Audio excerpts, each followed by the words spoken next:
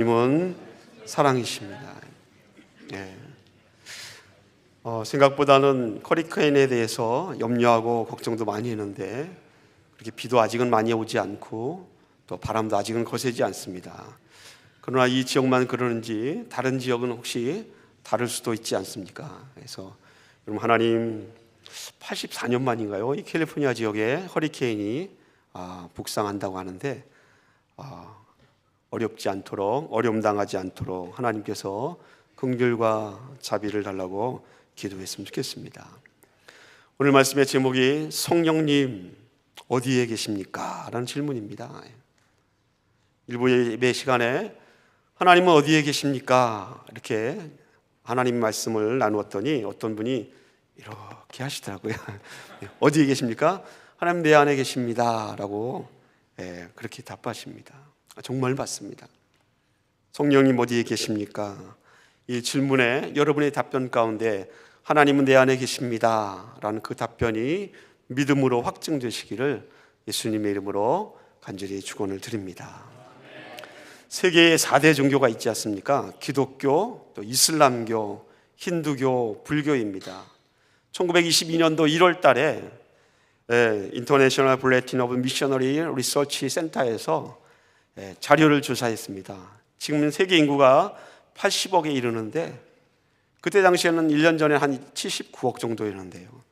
그때 4대 종교의 신자의 숫자가 얼마나 되는지 조사를 한 것입니다.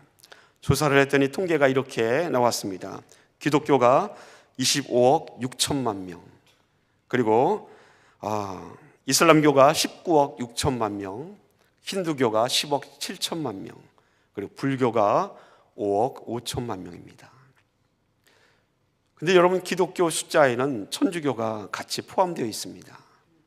구분하면 천주교가 12억 5천만 명, 그 다음 그리스나 또 러시아 정교회, 이런 정교회들 다 합하면 2억 9천만 명, 개신교와 복음주의 여러 독립교단들을 다 합하면 나머지 기독교인들이 10억 2천만 명입니다.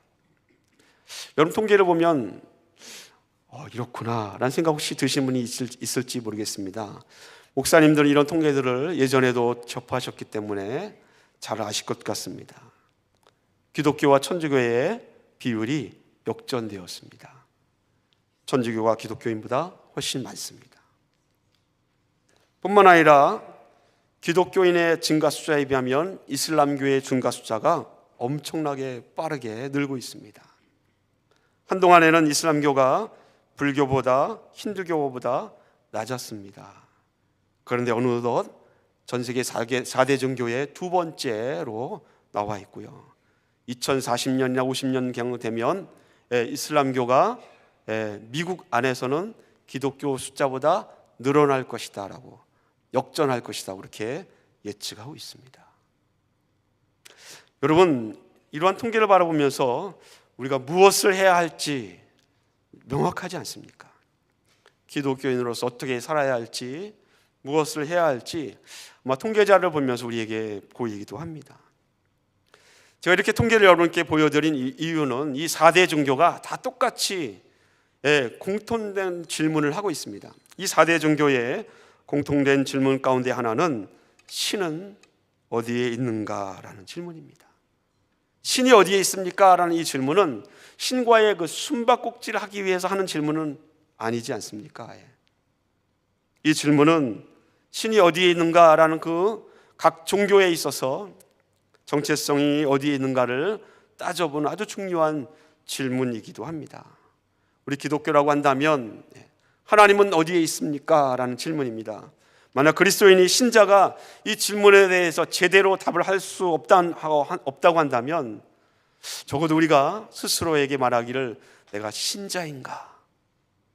이 질문에 대해서 깊이 생각해야 될 줄로 생각됩니다.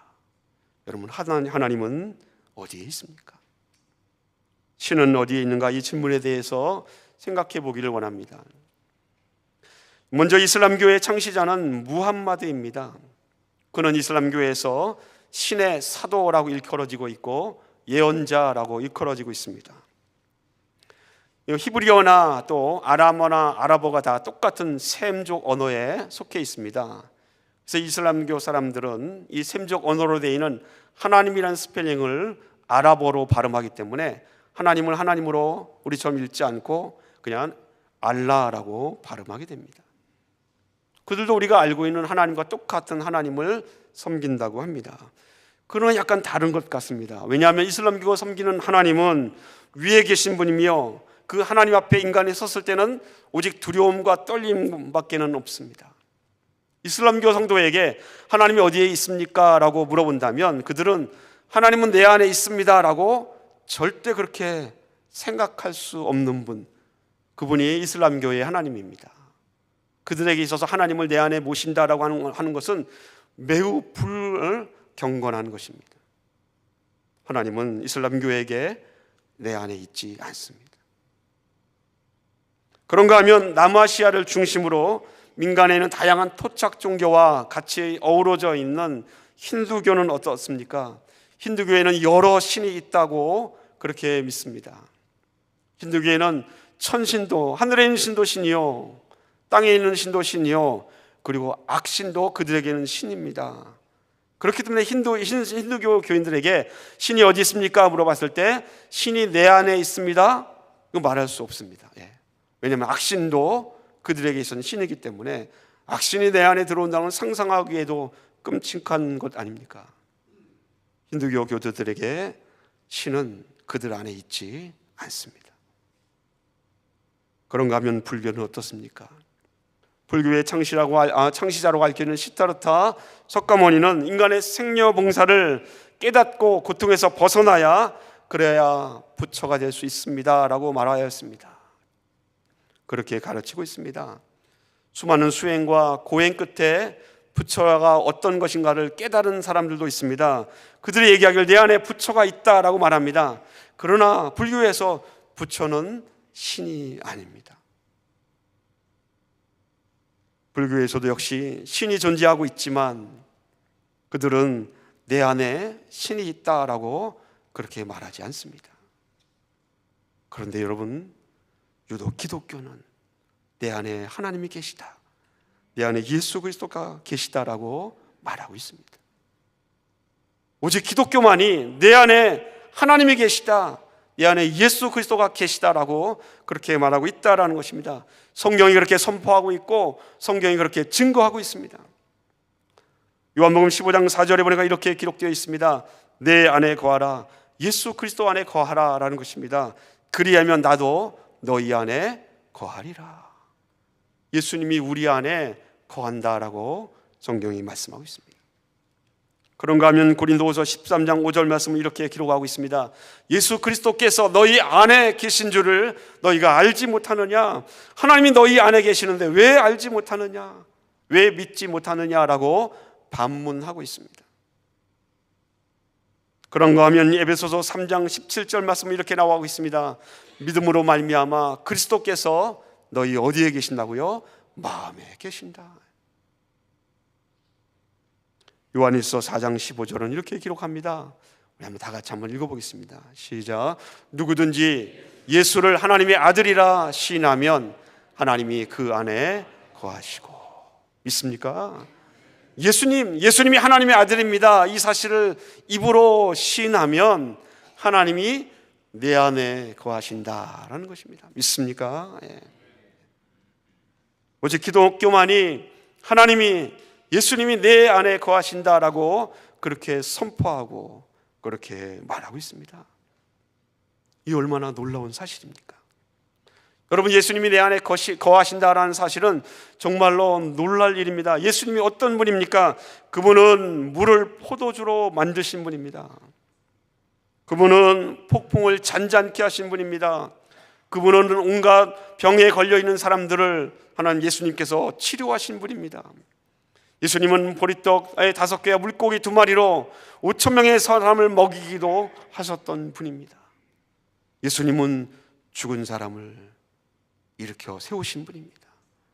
본인 스스로도 죽었으나 예수님은 그 죽음 가운데서 다시 부활하신 분이 예수 그리스도 아닙니까? 주님이 내 안에 계십니다라는 이 선언은요, 바로 이 모든 일을 할 수 있는 예수 그리스도, 이 능력을 행하시고 이 기적을 행하시고 이 초자연적인 역사를 일으키실 수 있는 그 예수님이 내 안에 거하신다라는 선언입니다. 그렇다면 여러분, 예수님이 내 안에 거하신다, 이런 능력과 역사를 일으키신 주님이 내 안에 거하신다면 적어도 우리에게 고난이나 두려움이나 염려는 없어야 하지 않겠습니까? 그런데 안타깝게도 성경의 선언이 너희 안에 예수께서 계신다, 하나님이 계신다라고 이렇게 놀라운 선언과 선포를 하고 있음에도 불구하고 우리는 이 사실을 우리의 삶 속에서 체험하지를 못합니다. 지난주에 하나님 말씀을 나눴을 때 하박국 선지자의 말씀을 나눴습니다. 선지자가 어떻게 고백합니까? 하나님 한 분만으로 만족합니다. 무화과 나무가 무성하지 못해도, 포도나무에 열매가 없어도, 감람나무에 소출이 없어도, 밭에 먹을 것이 없어도, 외양간에 소가 없을지라도 어떻게 고백합니까? 나는 여호와로 인하여 기뻐하리라. 하박국 선지자가 이렇게 고백합니다. 그리고 우리들도 그 고백에 우리들도 아멘하고 동의했습니다. 우리들도 하나님 한 분만으로 만족합니다라고 동의하고 아멘했습니다. 적어도 이런 신앙의 간증이라면, 이런 그런 고백이라고 한다면 우리에게 염려나 걱정은 우리의 염려의 리스트 안에 존재하지 않아야 합니다.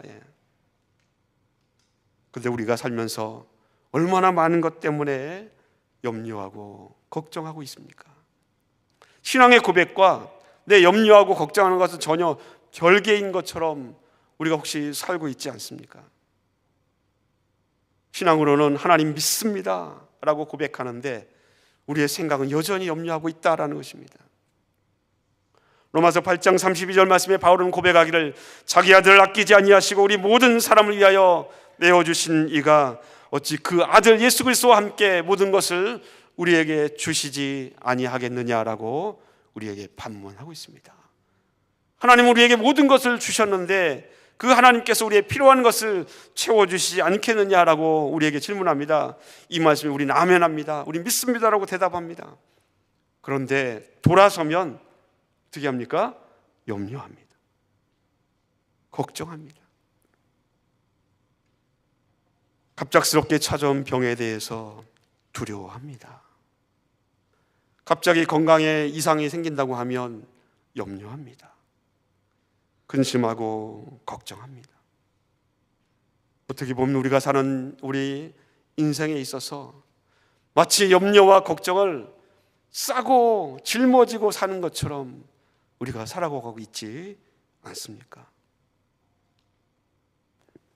오늘 성가대의 찬양에서 내 마음속에 뭐가 있다고요? 평화가 있다. 근데 그 평화가 예수 그리스도 안에서 여러분에게 항상 있습니까? 돌아서면 걱정하고, 돌아서면 자녀 문제로, 돌아서면 부부간의 문제로, 돌아서면 형제간의 문제 때문에, 직장의 문제로, 사업의 문제로 염려하고 걱정합니다. 교회에 오면 평안할 것 같은데 처음에 교회에 나올 때는 문제가 없는 것 같습니다. 그런데 1년, 2년 사람을 한 명, 두 명 알게 되면 왜 그런지 사람과 사람 사이의 관계의 문제가 또 다른 근심거리, 염려가 됩니다.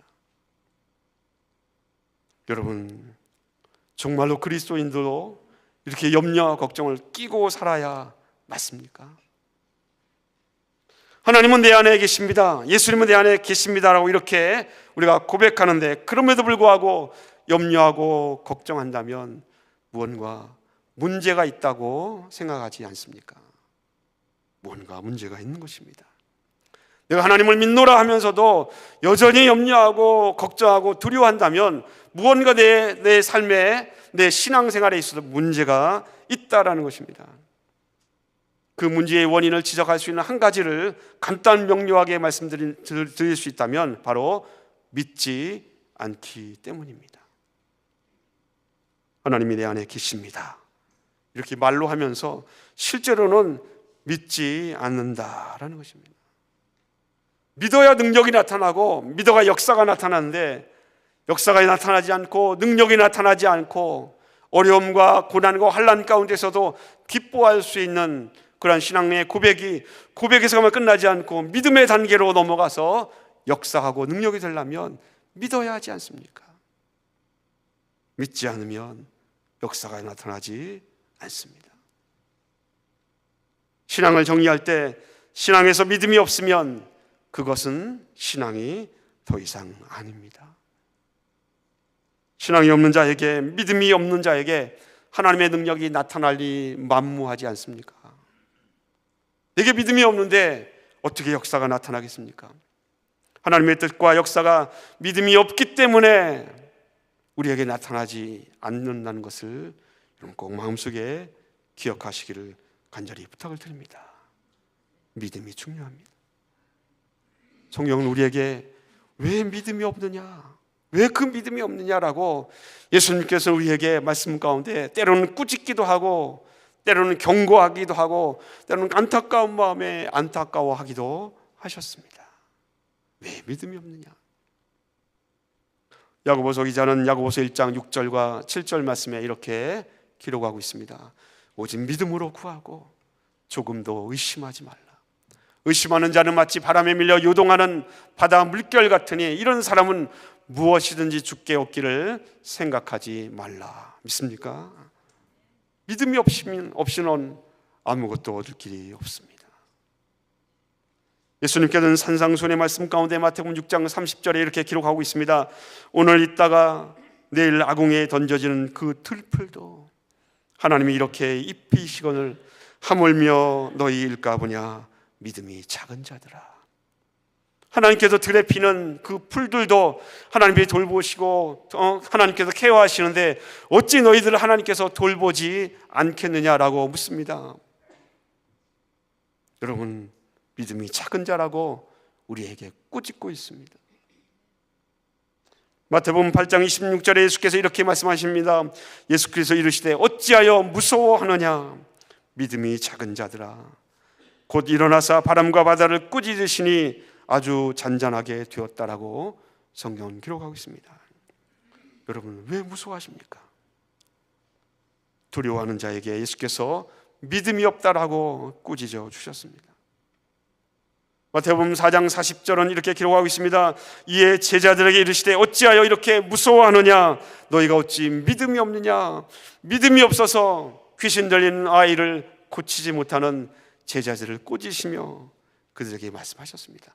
어찌하여 이렇게 무서워하며 믿음이 없느냐. 믿음이 소중합니다. 이 세대를 향하여 마태복음 17장 17절 말씀은 이렇게 우리에게 말씀하고 있습니다. 우리 한번 다 같이 함께 읽어보겠습니다. 시작. 예수께서 대답하여 이르시되 믿음이 없고 패역한 세대여 내가 얼마나 너희와 함께 있으며 얼마나 너희에게 참으리요.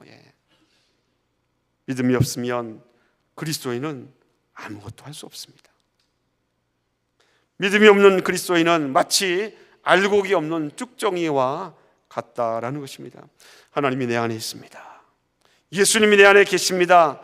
이 믿음이 성도에게 있어야 성도가 하나님의 능력이 나타나고 역사하는 믿음의 삶을 살 수 있습니다. 믿음이 없이는 사람의 인생은 근심과 걱정을 떨쳐낼 수가 없습니다. 여러분에게 다시 한번 묻습니다. 믿음이 중요한데 정말로 여러분 안에 하나님이 계심을, 예수님이 계심을 믿습니까? 이 믿음의 문제에 대해서 이 믿음이 얼마나 중요한가 성경은 우리에게 요한일서 4장 13절 말씀에 이렇게 말씀하고 있습니다. 그의 성령을 우리에게 주심으로 그가 우리 안에 거하시는 줄을 아느니라. 요한일서 4장 13절 말씀은 이 믿음의 문제가 중요한데 그럼에도 불구하고 믿음을 갖지 못하는 우리 세대에게 하나님이 주신 하나의 비결이요 또 해결책의 말씀입니다. 이 말씀이 무슨 뜻을 담고 있습니까?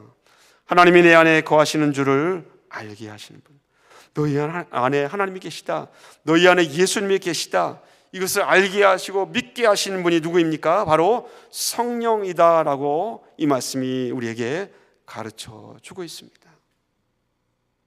예수 그리스도를 믿는 모든 사람에게 예수께서 하나님 아버지를 통하여서 우리에게 보내주신 분, 그분이 바로 성령이다라는 것입니다. 그 성령께서 우리로 하여금 하나님이 내 안에 있구나, 이 사실을 알게 합니다. 믿게 해주십니다. 고린도전서 12장 3절에 보니까 누구든지 성령으로 아니하고는 누구든지 예수를 주시라 할 수 없다라고 말씀하고 있습니다. 하나님의 성령을 통하여서 예수님을 바라보고 예수를 믿지 않고서는 예수님은 나의 주인이십니다, 주님이 내 안에 거하십니다라고 이렇게 말할 수 없다라는 것입니다. 그렇다면 예수님이 내 안에 있다라는 사실을 내가 확증하기 위해서 내 안에 누가 있어야 됩니까? 성령께서 계셔야 합니다. 성령이 어떤 분입니까? 예수님께서는 제자들에게 성령이 이런 분이라고 가르쳐 주셨습니다. 요한복음 14장 16절에 보니까 내가 아버지께 구하겠으니 그가 또 다른 보혜사를 너에게 주사라고 기록하고 있습니다. 그분께서 영원토록 너희와 함께 한다라고 말씀하셨습니다. 이 보혜사라는 헬라어 파라클레이토스는 은혜를 베풀어서 가르치고 도와주는 스승이라는 뜻을 갖고 있습니다. 이런 한 가지 뜻만 있는 것이 아니라 나의 모든 것을 대변해주는 변호사라는 뜻도 있고요, 대언자라는 뜻도 있습니다. 뿐만 아니라 이 보혜사라는 것은 나의 필요한 것을 도와주는 협력자, 이 도움을 도와주시는 분이라는 뜻도 갖고 있습니다. 예수님께서는 그 보혜사 성령을 예수님께서 우리에게 보내주신다라고 말씀하셨습니다. 성령은 17절 말씀에 그는 진리의 영이라 세상은 능히 그를 받지 못하나니 이는 그를 보지도 못하고 알지도 못함이라. 세상은 아무리 노력해도 성령을 받지도 보지도 못합니다. 그러나 너희는 그를 아나니, 여기서 말하는 너희가 누구입니까? 예수님을 따르는 자들입니다. 너희는 그를 아나니 그를 너희와 함께 거하시며 너희 속에 계시겠습니다. 믿습니까? 아멘. 보혜사 성령은 진리의 영입니다. 우리를 보호하시고 우리와 함께 계시고 우리 속에 계시는 분입니다. 그러므로 그리스도인에게 있어서 성령이 내 안에 계시다라는 것, 성령이 충만하다는 것, 성령이 내 안에 계시다는 이 사실은 그리스도인이 누릴 수 있는 특권이요 권리입니다. 믿습니까? 여러분이 누릴 수 있는 특권, 권리, 성령의 충만함, 성령이 내 안에 거하시는 것, 그것을 여러분 놓치지 마십시오. 하나님께서 우리에게 보혜사 성령을 주셨습니다. 그분께서 그리스도의 영, 이 성령께서 내 안에 하나님이 계십니다, 내 안에 예수님이 계십니다라고 그렇게 믿게끔 하시고 알게끔 하십니다. 그 놀라운 하나님의 은혜가 우리 가운데 충만하시기를 예수님의 이름으로 간절히 축원을 드립니다. 바울에게 있어서 고민이 있습니다. 다시 우리 본문 고린도전서 3장 16절 17절 말씀으로 돌아가길 원합니다. 바울이 고린도 교회에게 편지를 썼습니다. 사도 바울이 성경에 보면 여러 편지를 쓰지 않습니까? 빌립보 교회도 편지를 쓰고요, 데살로니가 교회도 편지를 쓰고요, 로마에 있는 성도들을 향하여서 로마의 교회에 편지를 씁니다. 그리고 오늘 본문에 나와 있는 것처럼 고린도 교회에도 편지를 썼습니다. 여러분, 바울이 왜 편지를 썼겠습니까? 그냥 안부를 전하기 위해서 편지를 썼을까요? 바울이 쓴 서신서를 가만히 읽다 보면 거기에는 안부도 담겨 있고 격려도 담겨 있지만 대부분의 서신서의 내용들 가운데는 그 교회들이 고민하고 또 염려하고 고난 가운데 있고 어려움 가운데 있고 문제가 발생해갖고 교회가 막 다투고 힘든 고난 가운데 있는 그 교회들을 향하여서 문제가 가득한 그 교회들에게 쓴 내용들이 바울의 서신서에 가득 담겨 있습니다. 오늘 성경 말씀에 고린도전서 3장 16절 말씀에 너희가 하나님의 성전인 것과 하나님의 성령이 너희 안에 거하시는 것을 알지 못하느냐라고 바울이 고린도 교회에게 편지하였는데, 이 편지를 내용을 듣고 있는 고린도 교회들은 정말로 바울이 기대하고 고대했던 것처럼 하나님을 잘 믿고 하나님을 잘 따르고 성도로서 사명을 잘 감당했는가? 그렇지 않았습니다. 그들 가운데 문제가 많았습니다. 오늘 3장 16절 말씀처럼 너희가 하나님의 성전이다, 이런 말씀은 정말 성령께서 너희 안에 있다라는 이 말씀은 모순 중에 아주 어떻게 보면 가장 큰 모순입니다. 고린도 교회가 어떤 교회라는 것을 알게 되면 이건 정말 모순 중에 모순이다라는 것입니다. 고린도 교회가 어떤 교회였습니까? 교회 안에 분쟁이 있었습니다. 교인들끼리 나는 이 사람이 좋아, 나 이 사람 따라갈 거야. 아니야, 난 이 사람이 좋아, 저 사람 별로야, 이 사람만 따를 거야. 교인들끼리 사람을 따르며 분쟁이 있었습니다. 갈라졌습니다. 교인들끼리 서로 다툼이 생겼을 때에 그냥 주 안에서 해결한 것이 아니었습니다. 교인들끼리 서로 이 사람을 법정에, 세상 법정에 고소했습니다. 이 사람과 시시비비의 문제가 있는데 이 사람을 법정에 고소해서 다투었습니다. 교인들끼리 같은 교회를 출석하면서 법정에 고소하고 싸웠다면 정말 갈 때까지 간 것 아닙니까? 그런 교회가 고린도 교회입니다. 고린도 교회는 우상에 대한 문제가 있었습니다. 세상에 제사 드린 음식을 어떤 사람은 먹을 수 있다라고 말하고 어떤 사람은 먹을 수 없다라고 말합니다. 우상에 대한 드린 문제로 인하여서 서로 다툽니다. 갈등합니다. 뿐만이 아닙니다. 고린도 교회 안에는 은사에 관한 문제도 있었습니다. 하나님의 성령이 충만하게 받은 사람들 가운데 하나님의 은혜, 성령의 충만한 은사가 있었던 사람이 있습니다. 어떤 사람이 하나님의 은혜 가운데 기도하였더니 병든 자가 턱턱 나았습니다. 하나님의 은혜 안에서 기도하였더니 예언하게 됩니다. 방언하게 됩니다. 병을 고치고 능력을 행하였습니다. 그런데 이런 모습을 바라며 어떤 사람은 시기하고 질투하고 어떤 사람은 이런 문제로 인하여서 교회의 질서가 어지러워졌습니다. 하나님이 좋은 일에 쓰라고 했던 이 은사가 오히려 교회 안에 독이 되었습니다. 그런가 하면 예수님이, 어떤 사람들은 예수님이 부활했다라고 말하는 사람이 있는가 하면 어떤 사람은 아니다, 예수님이 부활하지 않았다라고 부활에 대해서도 다투기 시작합니다. 그런 문제도 고린도 교회 안에 있었습니다. 이 정도 문제는 아무것도 아닙니다. 더 심각한 것은 고린도 교회 성도들 가운데 성적인 타락이 있었습니다. 주일날에는 교회에 오고 주중에는 남자들이 나가서 다른 여자와 함께 잠자리를 했습니다. 우상들에게 절한 그 우상의 신전에 있던 여인들과 종교의식, 성적인 타락을 했다라는 것입니다. 여러분, 이 정도라면 이렇게 교회 안에 분파가 있고 갈등이 있고 교인들이 서로 갈라지고 세상 법정에 고소하고 우상의 문제가 있고 질서가 깨지고 부활에 대해서 부활했다 안 했다라고 다투고 있고 성적인 타락의 문제가 이런 교회라고 한다면 이 교회가 교회입니까? 아닙니까? 이 교회가 도대체 교회입니까? 아닙니까? 여러분, 만약에 우리 새생명 한인교회에 우상을 섬기는 사람도 있고 서로 분파해서 누구를 정말 죽일 만큼 미워하고 시기하고 질투하고 저 사람이 나보다 더 열심히 능력이 있어서 은사에 놀라운 그러한 탤런트를 있고 뿐만 아니라 예배를 드리고 주중에 나가면 주중에 성적으로 타락하고 그런다면 그런 성도나 그런 성도가 있는 교회를 여러분이라면 교회라고 부르겠습니까? 아마 감히 교회라고 부르는 사람이 없을 것 같습니다. 그런데 바울이 어떻게 지금 말하고 있습니까? 고린도전서 3장 16절 말씀에 너희는 하나님이 거하시며 성령께서 너희 안에 거하시는 하나님의 성전이라.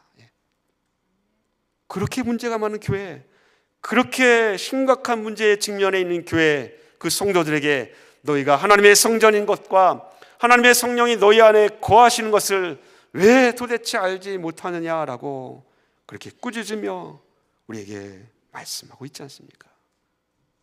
바울은 그런 사람이 있는 교회를 교회라고 부르고 있습니다. 하나님께서 그 모든 죄를 다 덮어주고 그냥 무마한 채 그냥 거룩한 성전으로 인정해 준다라고 그렇게 말하고 있는 것은 절대로 아닙니다.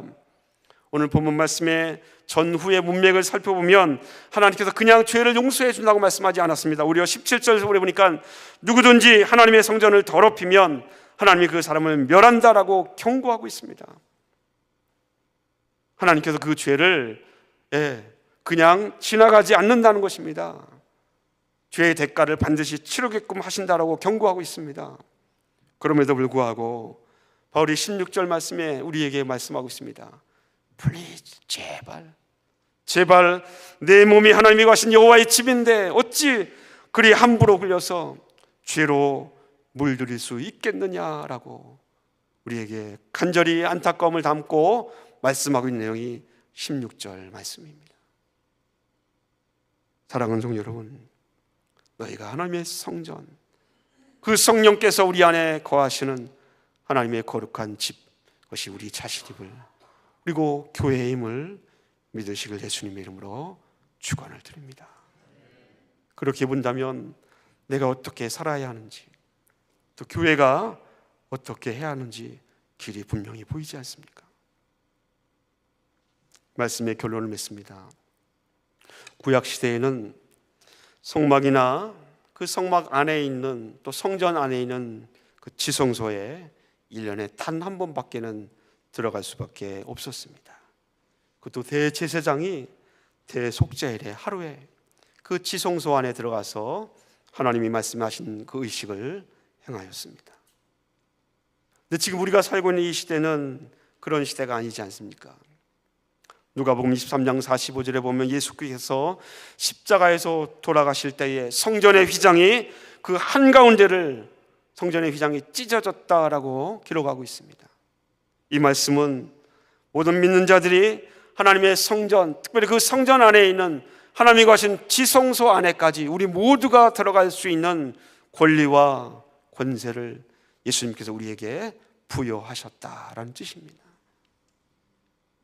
예전에는 한 번도 하나님이 임재하시는 그 지성소에 우리를 발조차 들여놓을 수 없었는데, 이제는 그리스도의 보혈로의 공로로 인하여서 우리가 그 안에 들어갈 수 있습니다. 예수님을 대면하여 볼 수 있고 하나님의 얼굴을 대면하여 볼 수 있는 그 놀라운 은혜의 시대, 그 시대를 우리가 살고 있습니다. 우리는 성막이나 솔로몬의 성전은 우리에게 더 이상 있지 않지만 우리가 살고 있는 이 시대는 하나님이 우리 안에 거하는 시대를 살고 있습니다. 믿습니까? 하나님 내주하는 시대, 믿음 가운데서 확증하면 성령께서 내 안에 내주하시는 그런 성령의 시대를 우리가 살고 있지 않습니까? 그렇다면 이 성령께서, 하나님께서 삼위일체 하나님이 내 안에 거하시는 이 시대를 살고 있는 저와 여러분, 우리 교회가 우리의 몸을 더럽히지 않고 하나님께서 말씀하신 것처럼 거룩한 하나님의 몸, 거룩한 성전, 거룩한 여러분의 인생을 이루시기를 예수님의 이름으로 간절히 축원을 드립니다. 하나님의 성령을 근심케 하지 마십시오. 히브리서 10장 19절 20절 말씀은 우리에게 이렇게 말씀이여 위로하고 있습니다. 우리 한번 다 같이 읽어볼까요? 그러므로 형제들아, 우리가 예수의 피를 힘입어 성소에 들어갈 담력을 얻었나니 그 길은 우리를 위하여 휘장 가운데로 열어놓으신 새로운 삶 길이요 휘장은 곧 그의 육체니라. 아멘. 여러분, 성령께서 내 안에 거하시는 시대를 살고 있는 여러분, 예수님이 여러분 안에 거하십니다. 주님이 거하시는 그 여러분의 몸, 거룩한 성전을 더럽히지 않도록, 죄에서 자유함을 얻고 깨끗해질 수 있도록 히브리서 기자가 말씀하고 있는 것처럼 예수의 피, 그분의 그 피의 공로를 의지할 수 있기를 간절히 부탁을 드립니다. 사도 바울은 내 몸에 예수님의 흔적이 있다라고 갈라디아서 6장 17절에 말하고 있습니다. 내 안에 예수님의 그 흔적이 있는데 내가 어떻게 예수님을 부인하고 마음대로 살 수 있겠느냐라고 성도들에게 권면합니다. 여러분에게도 예수님의 흔적이 있습니다. 그 흔적을 간직한 채 주 안에 거하실 수 있는 복된 그리스도인들 되시기를 예수님의 이름으로 축원을 드립니다. 기도합니다. 하나님 아버지, 하나님 감사합니다.